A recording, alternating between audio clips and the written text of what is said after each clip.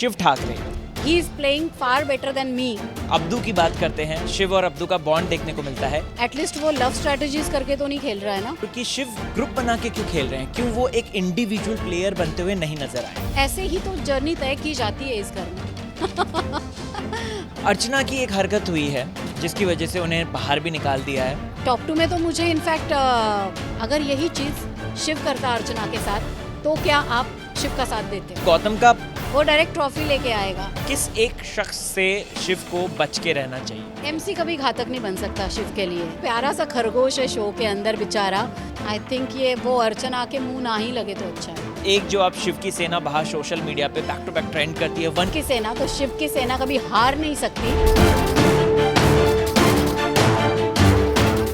नमस्कार दोस्तों, स्वागत है आपका चैनल टेली खजाना में।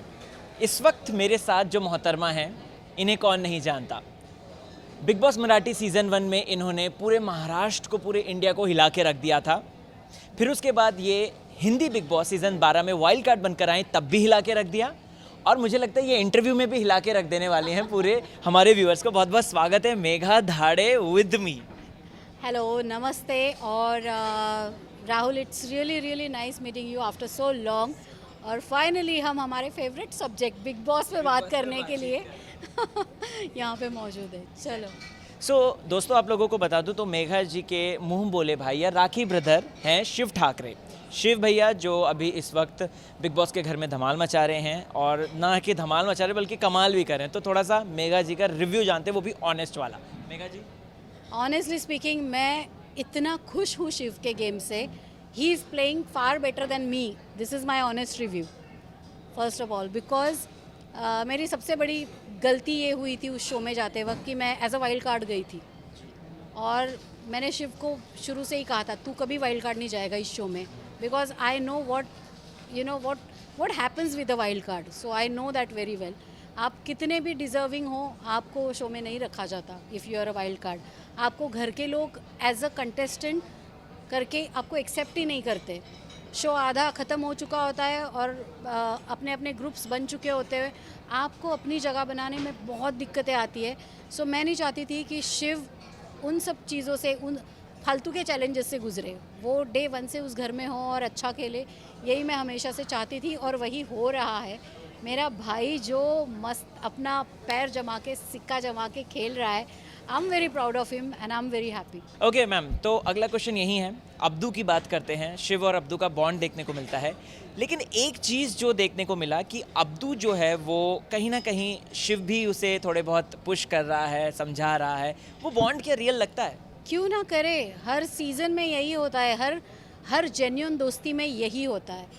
आपने मेरे साथ भी देखा होगा कि जब मैं बिग बॉस के घर में थी या फिर जब मैं हिंदी बिग बॉस में थी, हिंदी बिग बॉस में जब मैं गई तो टास्क नहीं हुआ करते थे ज़्यादा, मतलब टास्क ये लोग नहीं करते थे। पर जब मैंने एंटर किया घर में, तो मैंने अपने दोस्तों को पुश किया कि नहीं, हमें इस टास्क में 100% देना पड़ेगा, हमें टास्क खेलना पड़ेगा, हमें थोड़ा अप फ्रंट आके will have to show our game. तो एक अच्छा दोस्त हमेशा अपने दोस्त को साथ लेके चलता है, ना कि उससे कंपटीशन करता है कि भाई ये पीछे रह जाए और मैं आगे निकल जाऊँ। शिव की अनकंडीशनल दोस्ती वहाँ पे दिखती है। वो घर ऐसा है कि वहाँ पे अच्छा से अच्छा इंसान खुदगर्ज हो जाता है, अपने लिए सोचने लगता है, अपने फ़ायदे के बारे में सोचना शुरू कर देता है डे 1 से। बट शिव ऐसा लड़का है कि वो अपने आप को पहले साइड ट्रैक करके वो अपने दोस्त को आगे बढ़ाना चाह रहा है। And that's a very good human quality कि आप किसी की टांग खींच के उसको पीछे नहीं कर रहे हो, आप खुद भी आगे बढ़ रहे हो और अपने दोस्त का हाथ स्ट्रांगली अपने हाथों में लेके उसे भी अपने साथ आगे बढ़ा रहे हो। That is a good humans quality and which Shiv has. एक सवाल पूछा था ऑडियंस ने कि मेघा जी से पूछना ज़रूर कि शिव ग्रुप बना के क्यों खेल रहे हैं, क्यों वो एक इंडिविजुअल प्लेयर बनते हुए नहीं नजर आए? एटलीस्ट वो लव स्ट्रेटजीज करके तो नहीं खेल रहा है ना, और फेक एंगल्स बना के तो नहीं खेल रहा है। उसकी दोस्ती भी है तो वो एक ग्रुप के तौर पर नहीं, एक सच्ची दोस्ती वहाँ पे नज़र आती है। वो सबके लिए, अपने दोस्तों के लिए स्टैंड लेता है। वो साजिद जी के लिए भी स्टैंड लेता है। वो जब कैप्टन बना अब्दू, तब कैप्टन की बातें लोग नहीं मान रहे थे तो उसने अपने कैप्टन के लिए भी स्टैंड लिया। वो निमृत के लिए भी स्टैंड लेता है। वो स्टैंड के लिए भी स्टैंड लेता है। वो जहाँ पे उसे लगता है कि एज अ फ्रेंड उसको वहाँ अपने दोस्त के साथ होना चाहिए, वो वहाँ खड़े होता है। इनफैक्ट उसने तो जिसकी वजह से इतना बवाल मचा हुआ है, अर्चना, उसके लिए तक उसने स्टैंड लिया था। तो शिव इज़ अ पर्सन कि वो ये नहीं देखता ये मेरा दोस्त है या मेरा दुश्मन है, वो सिर्फ सही और गलत ये चीज़ें जानता है। शिव को बाकी कुछ नज़र नहीं आता, he can only see black and white, और जहाँ पे वो गलत देखेगा वो बोलेगा, और बोलना भी चाहिए। मेघा जी, अगला सवाल एक आया था जो कि है रिगार्डिंग निमृत। क्यों यहाँ पे बिग बॉस ने निमृत की दोस्ती को इम्पोज किया शिव के ऊपर कि निमृत का बेस्ट फ्रेंड शिव, अच्छा शिव की अच्छी दोस्त निमृत, और प्लस हमने देखा कहीं ना कहीं निमृत का करियर डूब रहा था बिग बॉस में, लेकिन शिव ने एक एंजल की तरह अपना हाथ दिया और थाम लिया और उसको ऊपर खींच के ले आया। आपको लगता है गेम के, बी ऑनेस्ट प्लीज। पर इसमें कोई बुराई नहीं है अगर एक कंटेस्टेंट थोड़ा डाउन हो रहा है, और this is completely up to Shiv कि उसे लगता है कि उसके हाथ देने से थोड़ा सा उसे अच्छा बूस्ट मिलेगा। और शायद हम आगे चल के ये भी देखें कि निमृत भी कभी ना कभी शिव को डेफिनेटली, जब हमने ये भी देखा ना कि निमृत ने भी शिव के लिए राशन छोड़ा और उसके लिए निमृत ने भी स्टैंड लिया। सो ये गिव एंड टेक इक्वली अगर हो रहा है तो उसमें बुराई क्या है? दिस इज़ गुड ना, गेम के लिए भी और एक दोस्ती के रिश्ते के लिए भी। ये दोनों चीज़ें एक दूसरे के लिए बहुत कॉम्प्लीमेंट करती है, और ऐसे ही तो जर्नी तय की जाती है इस घर में। मेघा जी, एक सवाल आया था कल के ही एपिसोड से कि शिव ने एक स्टेटमेंट बोला, थोड़ा सा अजीब सा लगा वो, कि अरे सर जाने दीजिए, ऐसी लड़कियां तो हैं, आपके डांस के फिल्मों में डांस में बैकग्राउंड डांसर होती हैं। ये मैंने सुना नहीं है तो मैं इस बारे में कमेंट करूँगी भी नहीं। और जहाँ तक मैं शिव को जानती हूँ वो ऐसा नहीं कहेगा, या कहने का उसका इंटेंशन ऐसा कभी हो नहीं सकता, जबकि Shiv himself is a choreographer, is a dancer. Farah Khan, Sajid ji की बहन, she is a very well known choreographer in the industry. Sajid sir खुद एक डांसर रह चुके हैं, तो शिव कोई बेवकूफ़ नहीं है कि इस तरीके की बात वो ऐसे रखेगा। उसका डेफिनेटली उस कहने के पीछे कुछ ना कुछ उसका एक अपना वर्जन होगा, तब उसने ये बात कही होगी फॉर श्योर। बिकॉज शिव का करियर डांसिंग पे कितना, मतलब शिव ने डांसिंग के ऊपर कितना अपना करियर को आगे वो लेके गया है, उसकी डांस अकेडमीज़ है, तो ऐसी बात वो बेवकूफ़ नहीं है जो ऐसे बोलेगा। शायद सुनने वाले ने कुछ गलत इंटेंशन से कहा होगा, जैसे हमने देखा अर्चना ने हरियाणा की डांसर, राजस्थान की डांसर चीज़ को कितना गलत वे में लिया था। हाँ, बिग बॉस ने खुद आके कहा था कि आपका नज़रिया गलत है, उनका कहना गलत नहीं है। तो यहाँ पे भी वही चीज़ डेफिनेटली होगी कि अगर सुनने वाले के नज़रिए में वो चीज़ वैसी है तो उसने वो चीज़ गलत तरीके से सुनी होगी। शिव का कहने का वैसा मतलब होगा ही नहीं। एक इंटरनेट पे अपील भी चल रही है कि टॉप 2 में आप जो हैं शिव और प्रियंका को रखो, तभी ये खेल जो है बिग बॉस का सीज़न 16 सुपर डुपर हिट होगा। आप इस बात से कितना सहमत हैं और कितना नहीं है, थोड़ा सा जस्टिफाई कीजिए। टॉप 2 में तो मुझे इनफैक्ट शिव और अब्दू नज़र आते हैं। Why not? Abdu as a contestant कितना फ्लरिश हुआ है, उसको कैप्टनसी जैसी लीडरशिप क्वालिटीज़ भी उसमें कितनी अच्छी तरीके से है, उसने अच्छे तरीके से प्रूव किया है। टास्क में भी दिमाग लगाता है वो, ऐसा नहीं है कि नहीं लगाता। वो अपनी चीज़ करेक्ट वे में बोलता है। और सबसे बेस्ट चीज़, जब दो लोग लड़ते हैं तो वो ये नहीं देखता है कि इसमें से कौन दोस्त है कौन दुश्मन है। कल भी जब अंकित और प्रियंका लड़ रहे थे, ये फ्लावर लेके गया और उसने, वो लोगों में प्यार बांटता है। और विनर की क्वालिटीज़ क्या होती है?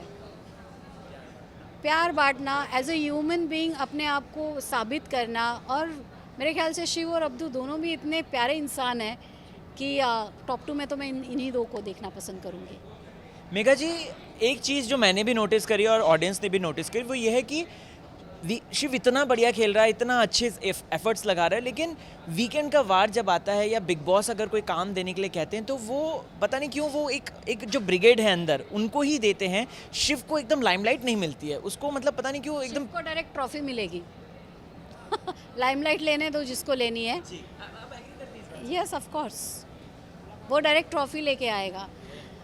आप, कोई फ़र्क नहीं पड़ता आप बिग बॉस के फेवरेट हो या नहीं, आप वहाँ के होस्ट के फेवरेट हो कि नहीं, फ़र्क पड़ता है आप जनता के फेवरेट हो कि नहीं। और शिव जनता का फेवरेट है, मैं भी जनता की फेवरेट थी। हो सकता है शायद वो ट्रॉफी मेरे हाथ ना आती अगर जनता मुझसे इतना प्यार ना करती।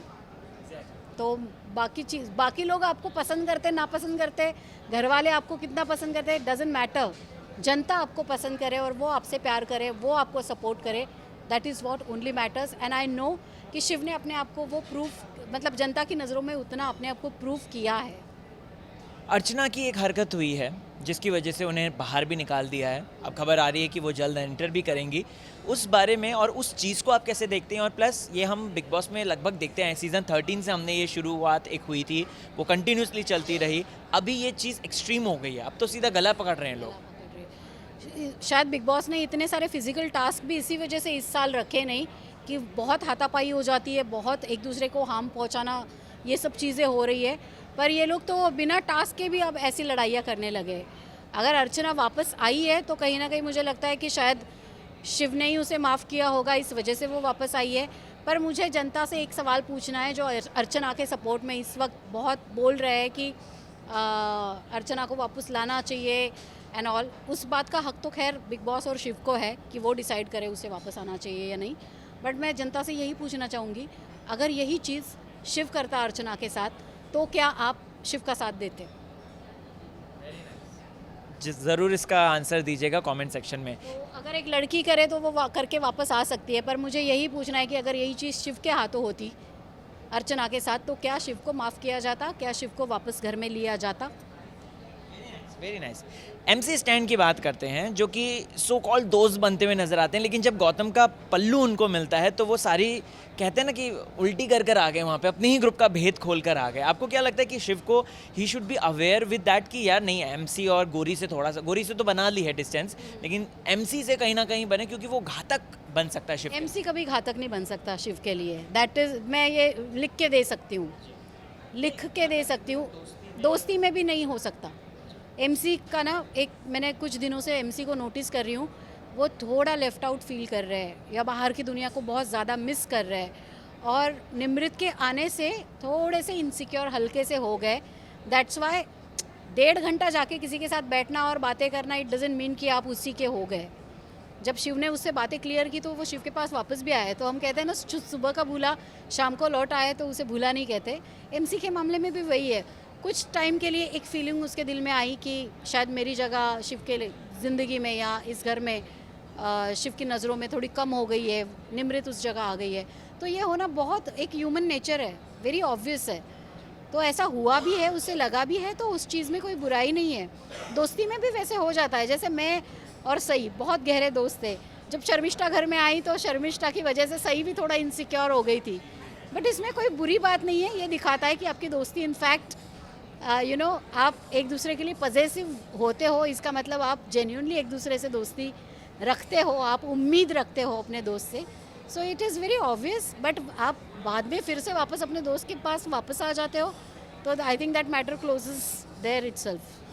मेघा जी, आप इतना बड़ा शो जीत कर आई हैं, आपने पार्टिसिपेट भी किया है, लेकिन एक सवाल मैं आपसे जानना चाहता हूँ। एक प्राणी है घर के अंदर जो कि हैं शुम्बुल, वो क्या कर रही हैं, कुछ बताएंगे? और उनको क्यों नहीं निकाला जा रहा? वो प्यारा सा खरगोश है शो के अंदर बेचारा, और इतनी यार मासूम लड़की है। क्यों, मतलब आई फील कि उससे कोई ज़बरदस्ती चीज़ें ना निकलवाने की कोशिश की जाए।